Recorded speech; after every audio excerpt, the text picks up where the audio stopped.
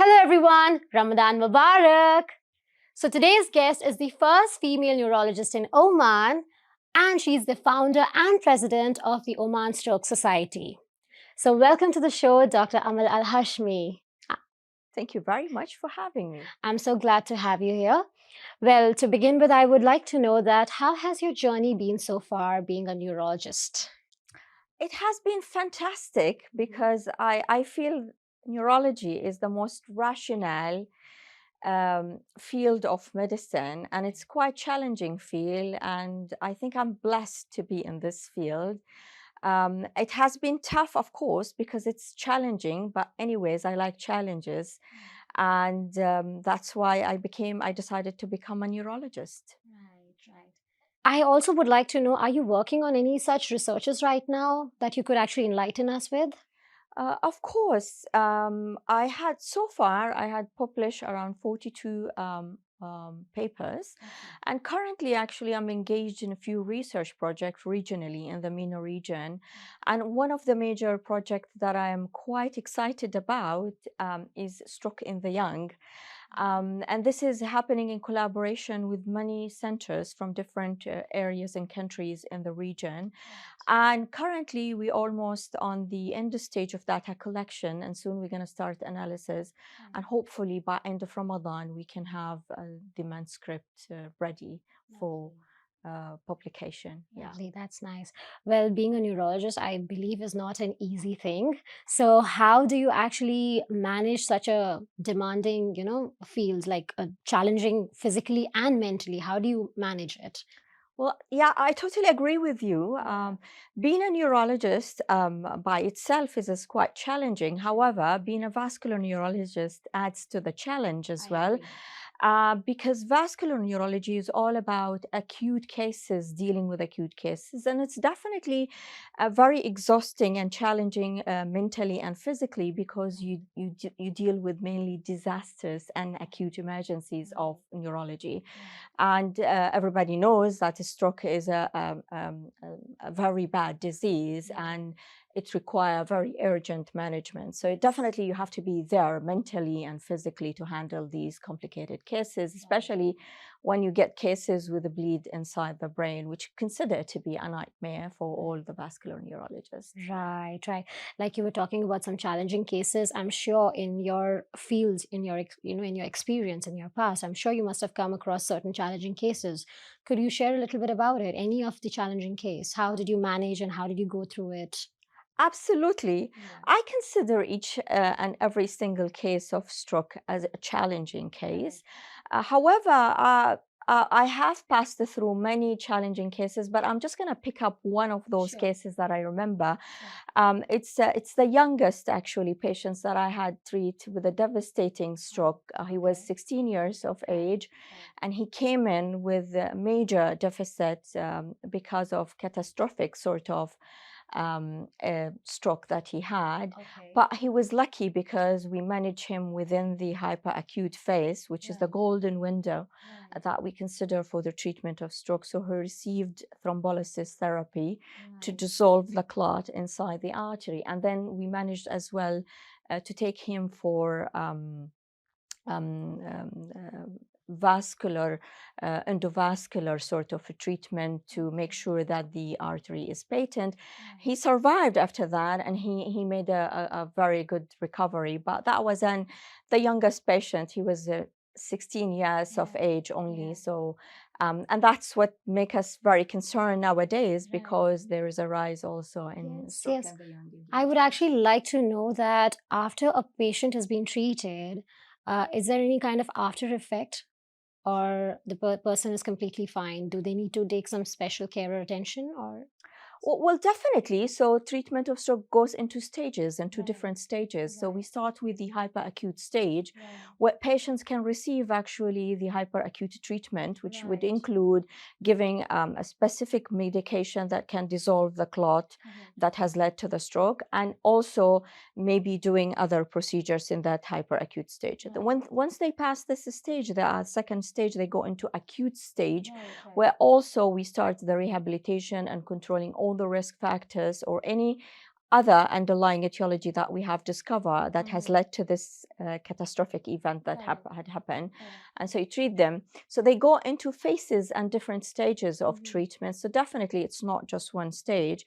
And if they are lucky enough to come in the very golden window of the treatment, maybe they will be lucky at the end to have a full, complete recovery. However, if they were late and outside the context of that window period, maybe this will leave some minor deficit or major deficit. This is going to depend on how large is the stroke, the location of the stroke, and also the timing from the onset till the arrival for management. Right. Like, doctor, you just mentioned right now that, the stroke has been on the rise, I'm sure, not just in Oman, but globally too. Could you just share a little bit of your insights that you know about it? Like, how can this be prevented? Yeah, yes, sure. You're absolutely right. And it's the figures are becoming very scary nowadays. And we know it's the second stroke is considered to be the second leading cause of death Yes. worldwide, but it is also the third leading cause of disability. Correct. So definitely there is increase in the statistic of stroke globally. And this reflects also in Oman. We are not different than the rest of the countries all over. And the reason for that, because two reasons. One is basically because all the risk factors, whether the traditional risk factors or non-traditional risk factors for stroke, are at rise globally and as well in Oman. However, we're becoming also more better and better day by day in terms of diagnosing stroke and treating stroke. And that's why this adds to the statistics of stroke globally and in Oman as well. I'm sure your knowledge and your expertise, but since you've been traveling around the world, you're definitely bringing everything in Oman and improving the situation in Oman. I'm sure you're doing the best. I'm sure. Thank you very much for that compliment. Yes, I'm sure. I'm trying to do so.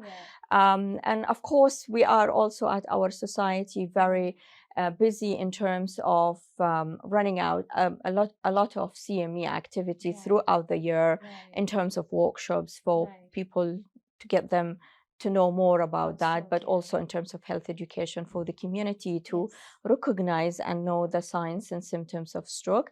But definitely also at the regional and international level, where annually we host a conference. But also I have exchange of visits regionally and internationally as an international speaker. Lovely, lovely. Well, so we all know that Ramadan season is going on. So we would actually like to know, is there anything special you feel that people can do in order to protect themselves and keep themselves healthy throughout Ramadan? Please do share. Yeah, one of the things is that they could do is actually, although it's Ramadan, but they should not also forget to take their medication on time after iftar or suhoor time. When they break their fasting, especially those people who have risk factors such as hypertension and diabetes, chronic diseases require to be regular on your medication. So I would definitely cannot find enough words to emphasize the importance of being compliant to the medication that they are using. Additionally, they should be healthy, eat healthy food, not a lot of sugar. I know that people tend to eat a lot of sweets in Ramadan time, but I would say please do limit your intake of sugar during Ramadan because it is such a bad thing for all the chronic diseases. It leads to all the chronic diseases, basically. Yes, of course. And definitely we cannot emphasize upon the importance of that for diabetic patients as well. Yes.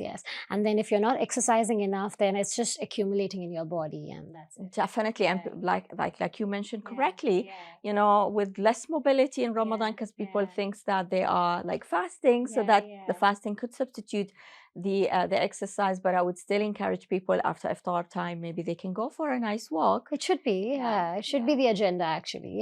That's nice. All right. And anything special that you are doing this Ramadan, please let us know. Okay, so at the personal level, I'll say probably it's a very spiritual and holy month for every Muslim. So definitely, I'm gonna work on that at my spiritual level to enhance that. Definitely reading Quran and doing more worship for God during Ramadan time, and definitely there would be some work so also in my field Correct. during that time, but I'm thinking of doing more of spiritual, Right. more on the personal Yeah. exchange visits, Yeah. family visits, Yeah. friends visits, and stuff like that. Thinking of doing any charity work also this year, probably? Uh, Definitely, it's Yeah. always on the top of priority. Yeah. It's actually already started, but Oh, you know, when you lovely. do charity, you would Yeah. like to keep it in secret, I and you understand. should not talk Yes. about it. Yes. Yes. So Yes. yeah, That's so that. To yeah, each is to own. I must say that. Yeah. Yeah. I yes, understand. yes, But that's good if you are working on it. It's very yeah, nice. Yeah. of I'm course, happy for you. Good. of course. Well, last but not the least, what are you doing something special?